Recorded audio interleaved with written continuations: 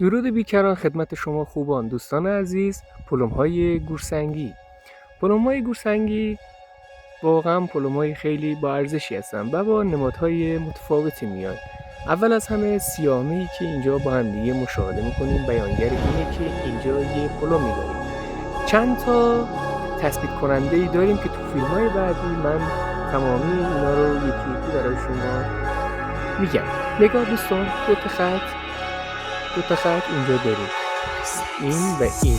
هر موقع دو تا خط موازی کنار هم اومدن روبروی اونا یعنی یه جاسازی داریم که جاساز ما این میشه، دقیق این نقطه که ترکی هم برداشته به مرور زمان و روغن تثبیت کننده دیگری که با یه خطی اومده و پایین دست خودش نشان داده که روتاهای همیشه جاودان هم جلوی اون واقع شدن، یعنی این کار ما، ورودی کار ما همینجا. دوستان پیروز و مانا باشید. دوستان سایپسکراب یادتون نره و منتظر ویدیوهای بعدی ما هم باشید.